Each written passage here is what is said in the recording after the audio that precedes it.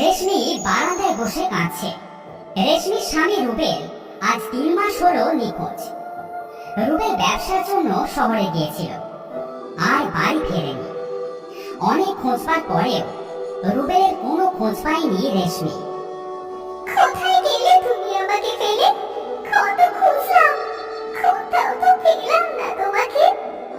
মা, তুমি আজকে আবার কাঁদছো? কি হলো মা? দেখবে, আমি আর ভাইয়া ঠিকই আমাদের বাবাকে খুঁজে বের করবো। বোন ঠিক কথাই বলেছে মা। দেখবে, আমরা ঠিক আমাদের বাবাকে খুঁজে বের করব। এখন খুব খিদে পেয়েছে, কিছু খেতে দাও। তোরা বস, আমি খাবার নিয়ে আসছি।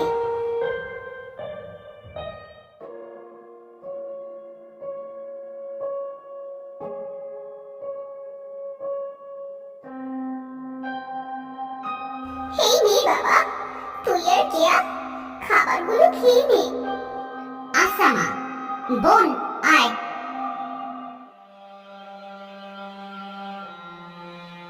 মা, ও মা, আমার খাওয়া হয়ে গিয়েছে। এখন আমি আর ভাইয়া একটু খেলতে যাচ্ছি মা। মা, আমি আর বোন একটু খেলতে যাচ্ছি। আচ্ছা যা, তাড়াতাড়ি চলে আসিস কিন্তু।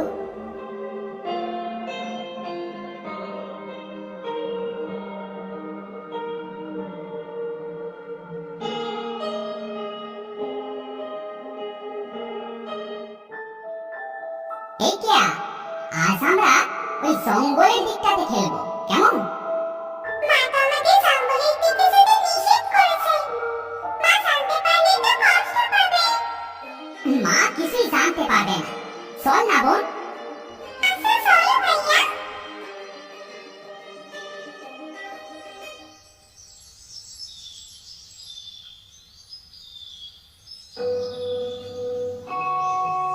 এই বোন, আমরা আর বেশি দূরে যাব না, এখানেই খেলবো। এই দেখ কি সুন্দর জায়গা। সত্যি তো অনেক সুন্দর এই জায়গাটা। আজ থেকে আমরা প্রতিদিন এখানে খেলতে আসবো ভাইয়া।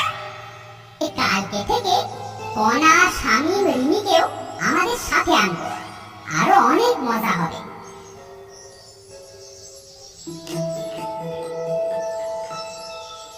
কেয়া এবং সোহাগ যেখানে খেলা করছিল সেখানে অনেক পুরনো একটা কুয়ো ছিল, যেটা ছিল কাঠ দিয়ে ঢাকা। কাঠের উপরে ফুটেছিল নানান রকমের ফুল। খেলতে খেলতে কেয়া সেটা দেখতে পায়। দেখো ভাইয়া, দেখো কত সুন্দর ফুল। আমি আগে কখনো এত সুন্দর ফুল দেখিনি। আরে সত্যি তো, অনেক সুন্দর সুন্দর ফুল। চল বোন, আমরা ফুলগুলো নিয়ে আসি। চলো ভাইয়া, আমরা কিছু ফুল তুলে এনে মাকে দেবো। মা খুব খুশি হবে।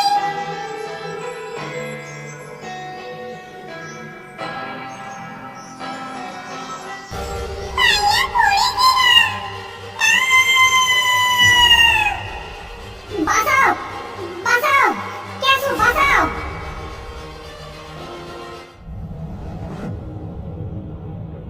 আমি কোথায় আছি? এটা কোন জায়গা?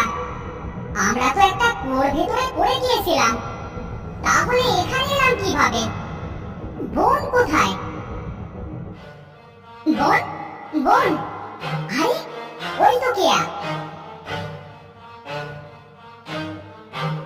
বোন তো জ্ঞান হারিয়ে ফেলেছে, এখানে পানি পাই কোথায়?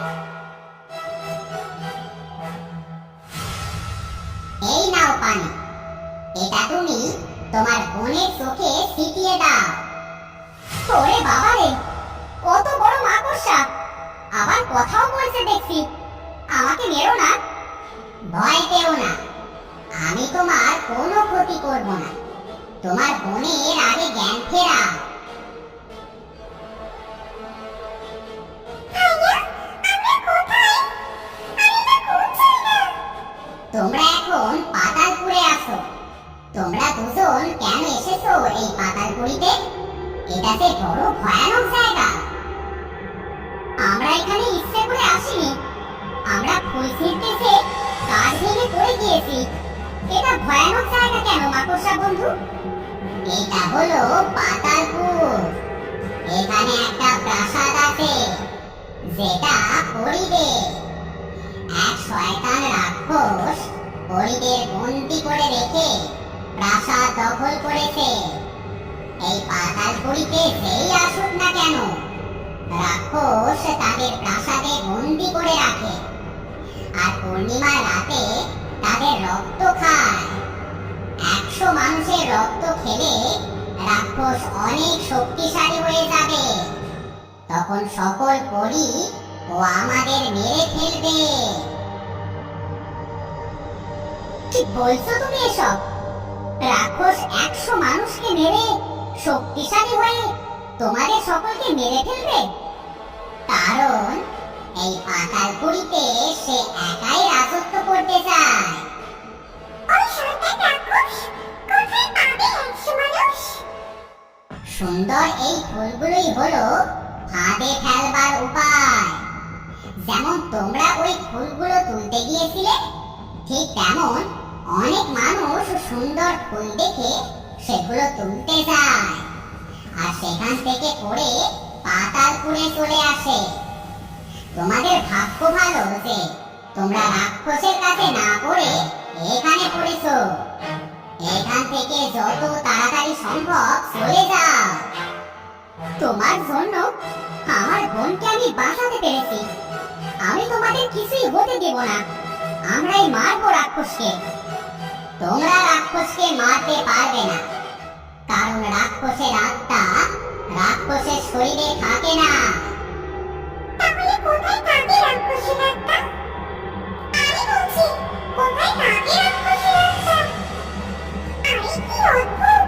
এখানে দেখি সবাই কথা বলতে পারে। হ্যাঁ, এই পাতালপুরে সবাই কথা বলতে পারে। যাই হোক, এই পাতালপুরিতে যত মানুষ আসে তাদের পাতালপুরের প্রাসাদে বন্দি করে রাখে রাক্ষস। আর তার আত্মা সেই মানুষের শরীরে রেখে দেয়। প্রতি পূর্ণিমার রাতে রাক্ষস সেই আত্মাকে মানুষের শরীর থেকে বার করে নিজের শরীরে ঢোকায়। তারপর সে মানুষের রক্ত খেয়ে মেরে ফেলে।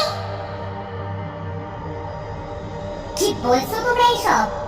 এটা কখনো সম্ভব?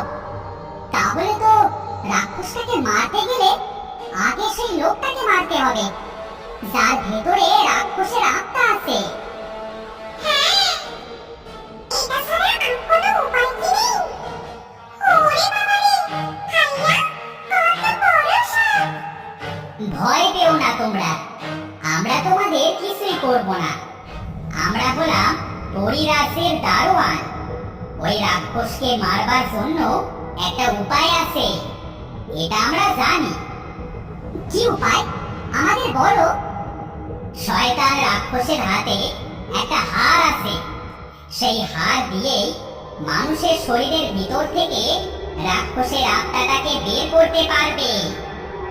হাত দিয়ে কিভাবে বের করবো আত্মাটাকে? আর আত্মাটাকে বের করলে রাক্ষস কি মারা যাবে? মানুষের বুকের উপর হাতটা রেখে আত্মাকে বের হতে বললে আত্মা বের হয়ে আসবে।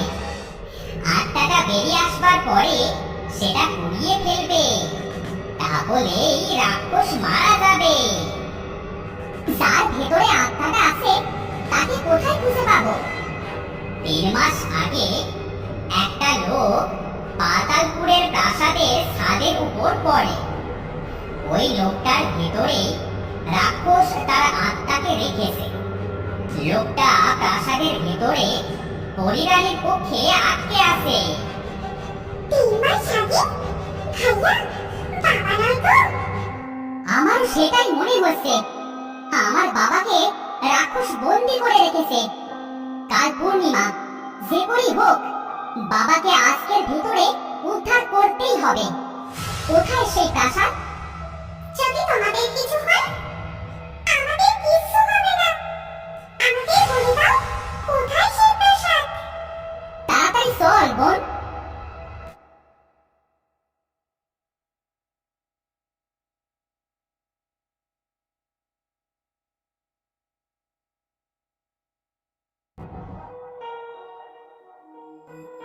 ভাইয়া, ওই দেখো একটা কুকুর। চলো না, একটু পানি খেয়ে আসি। খুব তৃষ্ণা পেয়েছে। তুই এখানে দাঁড়া, আমি পানি নিয়ে আসছি।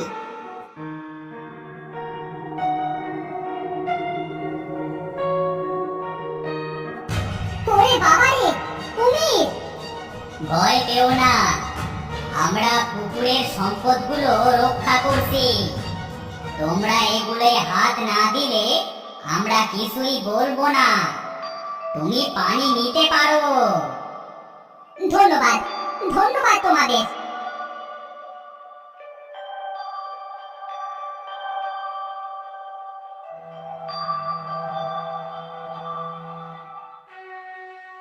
এবার চলো ভাইয়া।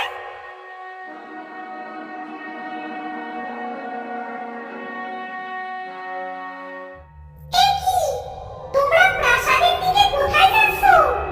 ওখানে শয়তান রাক্ষস আছে, তোমাদের মেরে ফেলবে, যেও না।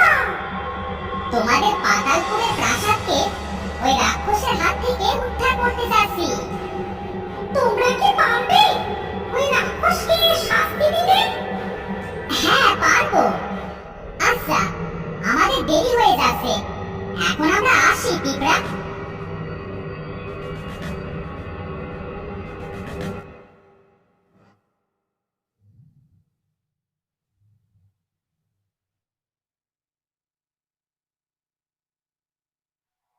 প্রাসাদে মানুষ মানুষ বন্ধ, কোথায় আছে মানুষ? আহা হা হা হা, কতদিন মানুষের মাংস খায়নি, কোথা থেকে আসতেছে এই গন্ধ?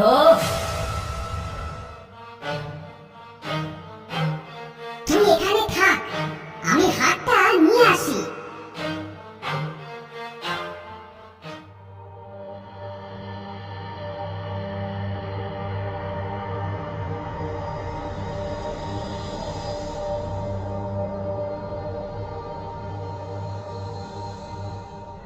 আমাদের বাবাকে খুঁজে বের করতে হবে। তাড়াতাড়ি চলো ভাইয়া।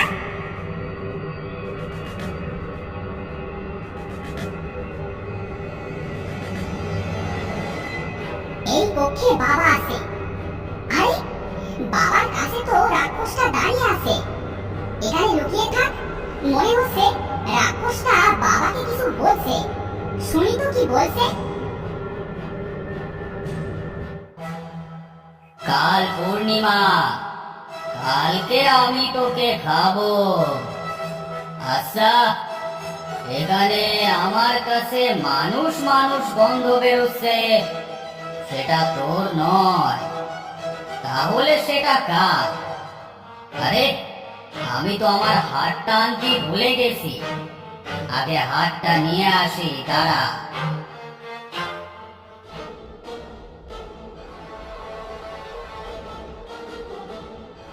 চলো বাবার কাছে যাই।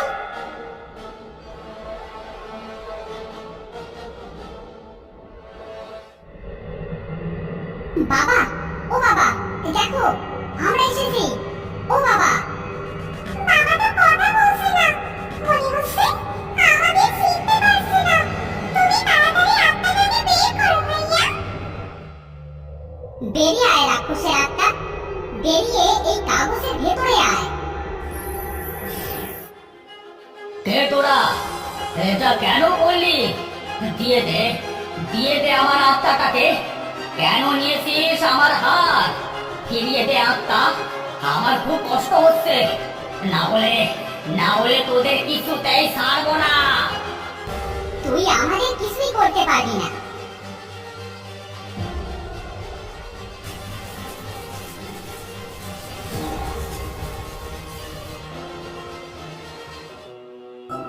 বাবা জ্ঞান হারিয়ে ফেলেছে ভাইয়া। ধন্যবাদ, তোমাদের দু ভাই বোনকে অনেক ধন্যবাদ। তোমরা আমাদের জীবন নয়, পুরো পাতালপুরীকে বাঁচিয়েছো। তোমাদের জন্য আজ পাতালপুরের প্রাসাদ রক্ষা পেল। আমি তোমাদের বাবাকে ঠিক করে দিচ্ছি। বাবা, বাবা, এই কিয়া দেখ, বাবার জ্ঞান ফিরে এসেছে। হ্যাঁ বাবা, আমার জ্ঞান ফিরে এসেছে। কিন্তু আমি কোথায় আছি? আমরা পাতালপুরের প্রাসাদে আছি বাবা। কি বলছিস মা? তোরা এসব কি বলছিস? ধন্যবাদ পরিরানী, বাবার জ্ঞান ফিরিয়ে দেওয়ার জন্য অনেক ধন্যবাদ। ধন্যবাদ তো আমাদের তোমাকে দেওয়া উচিত। আমরা তোমাদের কাছে চিরঋণী হয়ে রইলাম। আমরা বাড়িতে যাব কিভাবে পরিরানী? তোমরা আমাদের পাতালপুরীকে রক্ষা করেছো, তোমাদের কাছে আমরা চিরঋণী। আমি তোমাদের একটা পালক দিচ্ছি, এটার উপর বসে তোমরা তোমাদের বাড়ি চলে যেতে পারবে।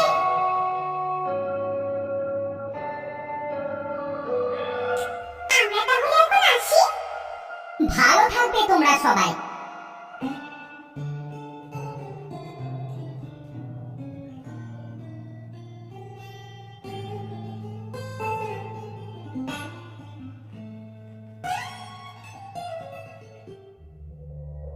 সারাদিন কোথায় ছিলি তোরা? আমাকে কি বাঁচতে দিবি না তারা? এমন করে কেন বলছো? এই দেখো মা, কাকে এনেছি। তুমি ফিরে এসেছো? কোথায় ছিলে তুমি এতদিন? আমি বলছি মা।